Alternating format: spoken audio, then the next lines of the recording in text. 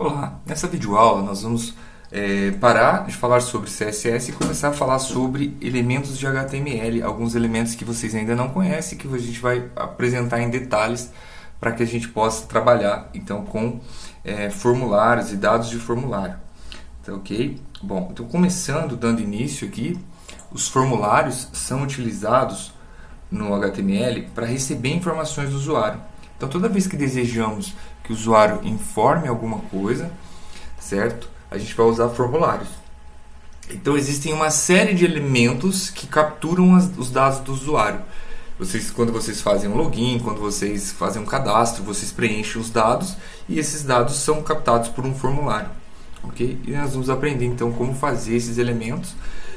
Eu acredito que em algum módulo à frente vocês vão aprender a pegar essa informação depois que ela foi feita. Nessa aula a gente vai aprender apenas a criar os formulários. Não vamos trabalhar com como receber essa informação, como manipular essa informação.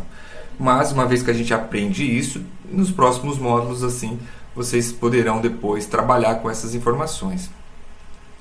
Então, de um modo geral, todos os dados de formulário, toda vez que a gente vai usar um elemento de formulário, é bem provável que a gente precise criar um formulário. E a tag para criar um formulário é a tag form, certo? Ela não é uma tag visual, ou seja, ela não tem nenhum formato específico e ela serve como se fosse um container para os elementos de um formulário. O formulário em si, ele vai ter aqui algumas propriedades quando a gente usa form. A principal delas, a que eu mencionei aqui, que eu listei, é o action, que a gente passa uma URL, que é para onde esses dados serão enviados, certo? Como eu disse, por enquanto não vai fazer muita diferença para a gente aonde, então pode deixar vazio ou nem precisa especificar um action. O segundo atributo que é interessante é o atributo method, certo?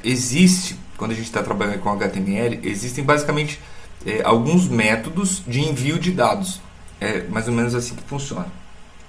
E quando a gente usa formulário, ou a gente manda os dados por get, ou a gente manda os dados por post. E normalmente é por post. Tá? Então assim, talvez isso agora não faça muito sentido para vocês, mas você pode imaginar que é necessário, então, quando for criar um form completo, é form, action, o endereço que você quer, e o método post. Tá? Ou então, como nós não vamos mandar os dados para lugar nenhum, basta colocar form. Mas eu queria mostrar para vocês que existem essas propriedades.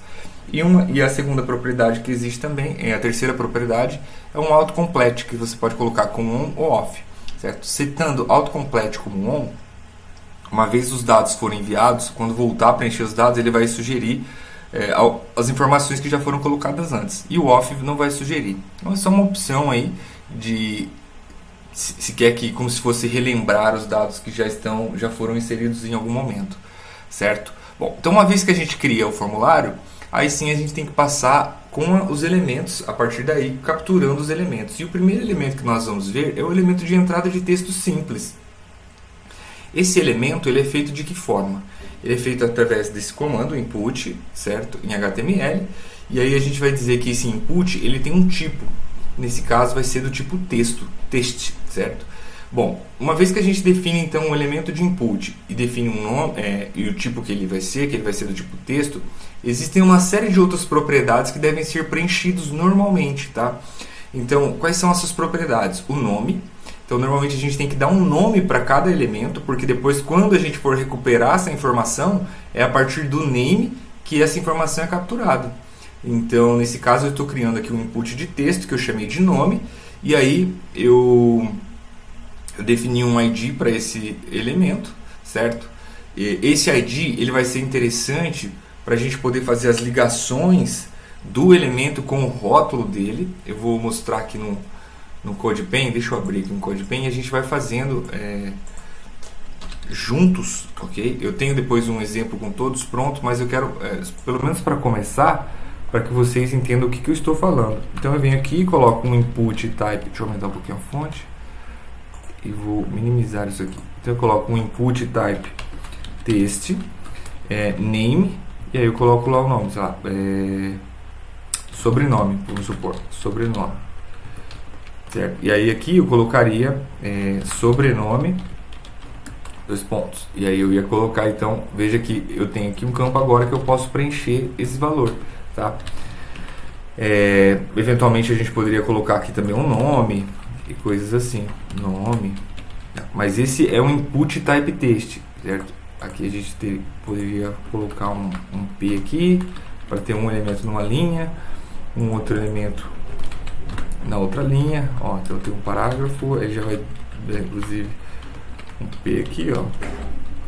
E assim nós temos os diferentes campos, ó. Note que, por enquanto, isso é um input, tá? E aí nós temos alguns atributos desse input que podem ser interessantes.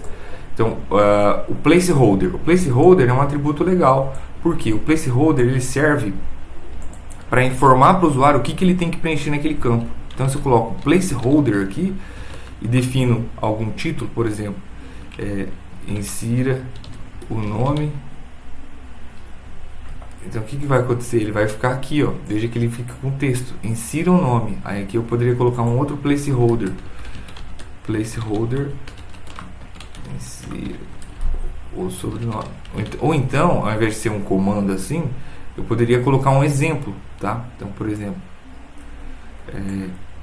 João Carlos. E aí o placeholder do sobrenome, posso colocar da Silva, certo? Ou se eu quiser eu posso colocar um exemplo, assim, exemplo, João Carlos, exemplo da Silva, tá? Então eu posso guiar o usuário a partir dos elementos. Isso a gente faz com o placeholder. Bom, o identificador ele vai ser necessário quando a gente colocar um ID aqui. Por que ele vai ser necessário?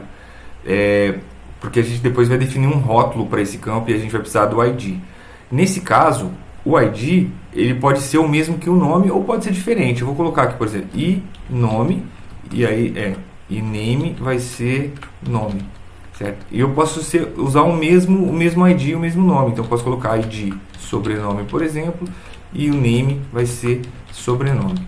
Lembrando que cada elemento de formulário tem que ter um nome único, tá? Então nós não podemos repetir os nomes dos elementos de formulário.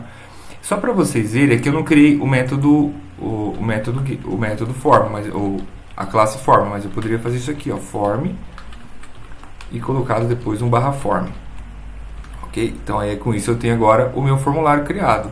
Se eu fosse especificar action, um caminho qualquer e um método, vamos colocar o método post aqui, método get.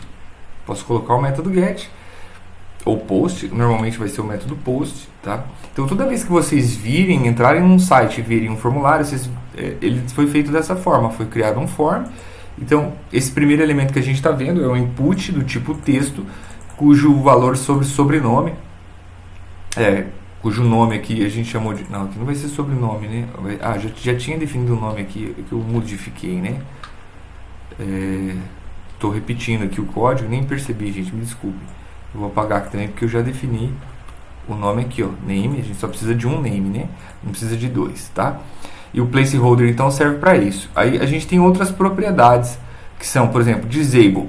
Se a gente quiser que um campo de formulário esteja desabilitado, então a gente pode vir aqui e colocar, ó, disable. Escrever essa palavra, tá? Então, quando eu opto por disable, veja que eu não consigo nem clicar mais nesse campo. Tá bom? Por quê? Porque ele foi desabilitado. Em alguns casos pode ser que seja necessário a gente fazer isso, mas não é muito comum. Outra coisa, a gente pode definir qual é o tamanho máximo de caracteres que esse campo pode receber. E eu defino da seguinte forma, max length, vou colocar aqui 10, por exemplo. Então, eu estou dizendo que o nome não pode ter mais que 10 caracteres. Então, se eu tentar colocar aqui mais que 10 caracteres, ó, Adriano...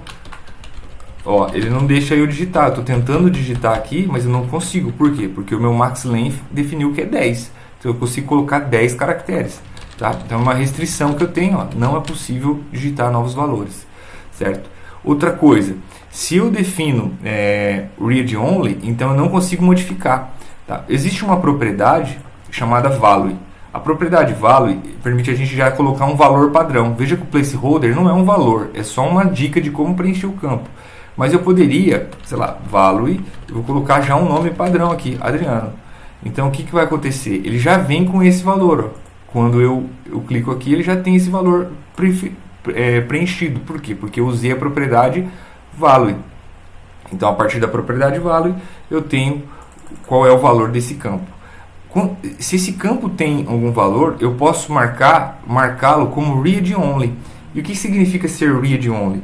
Ele vai ser somente de leitura. Então, se eu venho aqui e coloco read only, então o usuário não vai conseguir alterar esse conteúdo. Eu posso selecionar, tentar apagar, eu não consigo mexer. Por quê? Porque esse campo ele é somente de leitura. Ele não é permitido alterar. Ok? E a última propriedade que nós temos aqui da nossa lista, as duas últimas, né, é o required. Quando eu marco que o campo é required, eu estou dizendo que ele é obrigatório. Então eu coloco aqui required, ele vai aparecer que o campo é obrigatório. Mas veja que o campo ser obrigatório não vai fazer muita diferença aqui pra gente. Ó.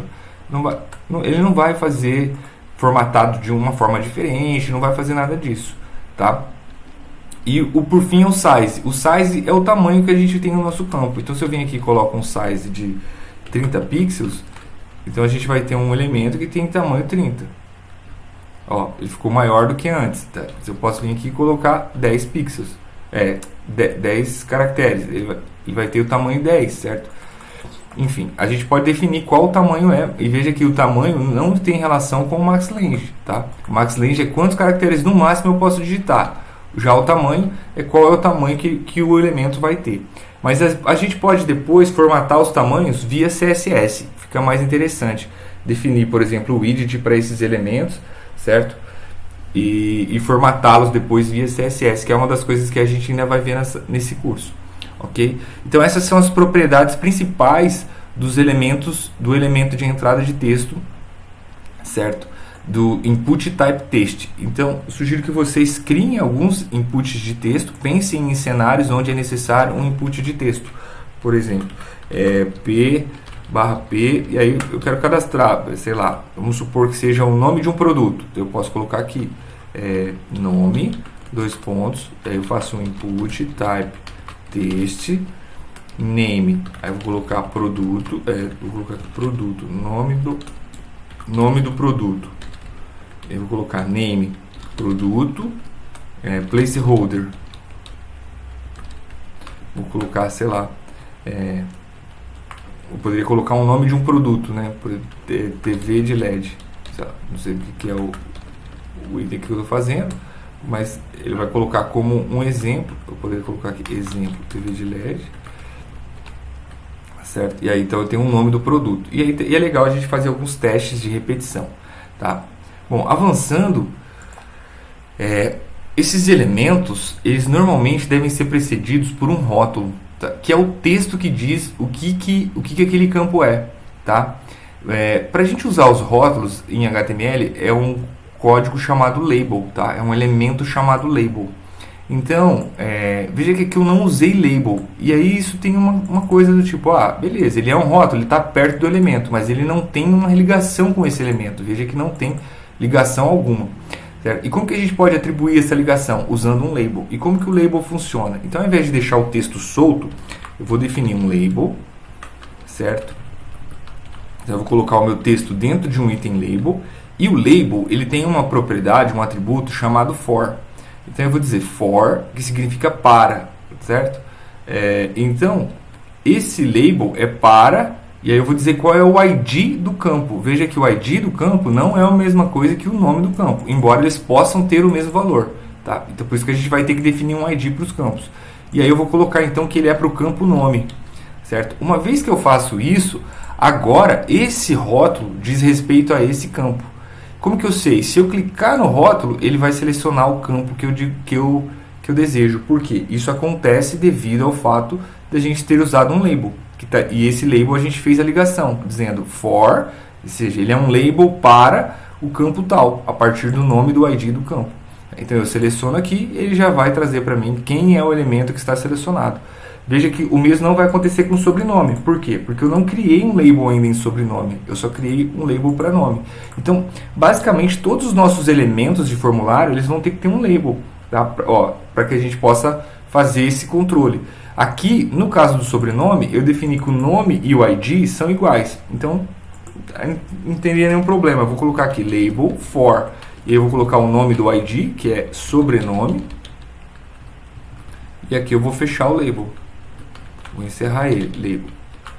Feito isso, Agora, eu clicando aqui em sobrenome, ele já coloca o foco para mim no meu campo de texto aqui, que é esse o elemento que eu estou manipulando, tá? Nesse caso, veja que a gente pode, ó, se eu fizer, a proximidade não faz muita diferença. Por exemplo, eu vou fazer aqui o label de cima, ó, no nome do produto, e eu vou fazer errado, tá? De propósito, eu vou colocar o sobrenome aqui, sobrenome, como rótulo do label do produto. E aqui eu fecho o meu label, certo? Bom, fiz isso aqui. Uma vez feito isso, se eu clico agora no nome do produto, qual é o campo que ele vai ativar? É o nome, é o sobrenome. Por quê? Porque é esse o campo que eu marquei que esse é um rótulo. Claro que eu fiz errado, certo? Ou seja, o nome do produto não é esse elemento. Então eu teria que pegar e definir, venho aqui e defino que, na verdade, esse label não é para o sobrenome, esse label é para o produto. Mas veja que eu não tenho um ID aqui do produto, então não vai fazer efeito. Ele não vai fazer efeito nenhum. Ó, quando ele não tem um ID, ele não faz nada.